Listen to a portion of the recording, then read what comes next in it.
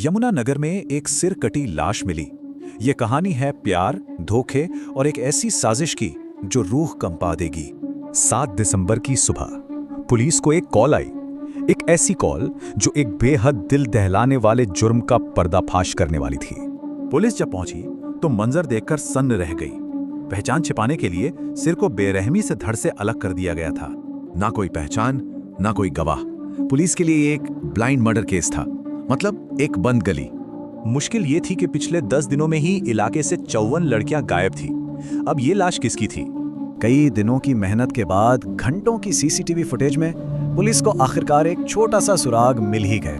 कत्ल की रात 11:34 पर एक सफेद कार कैमरे में कैद हुई। ये कोई मामूली कार नहीं थी और यही सबसे बड़ा सुराग था। कार के अलॉय व्हील्स के अंदर एलईडी लाइट्स लगी थी। यही वो एक छोटी सी गलती थी जो कातिल कर बैठा था। इसी कार का पीछा करते करते पुलिस पहुंची सहारनपुर के एक शादी वाले घर में और मोहम्मद बिलाल को गिरफ्तार कर लिया। पूछताछ में बिलाल ने सब उगल दिया। वो लाश उसके लिव इन पार्टनर उमा की थी।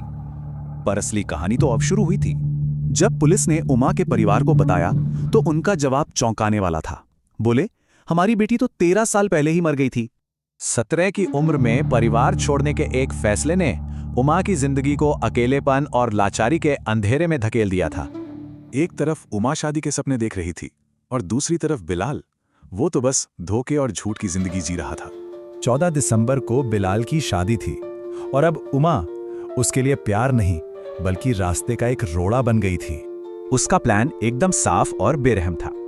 वो उमा और उनके रिश्ते का हर एक सबूत हमेशा के लिए मिटा देना चाहता था। और अगली सुबह जैसे कुछ हुआ ही नहीं, वो बड़े आराम से अपनी शादी की शॉपिंग करने चला गया। कोई पछतावा नहीं। पुलिस ने एक एक करके सारे सबूत बरामद किए और हर सबूत बिलाल के खिलाफ एक और मजबूत कड़ी बनता गया। परिवार से 13 साल की दूरी ने उमा को इतना अकेला कर दिया कि वो एक शिकारी के लिए आसान निशाना बन गई। उमा की कहानी ये याद दिलाती है कि सबसे खतरनाक शिकारी अक्सर जाने पहचाने चेहरों के पीछे ही छिपे होते हैं।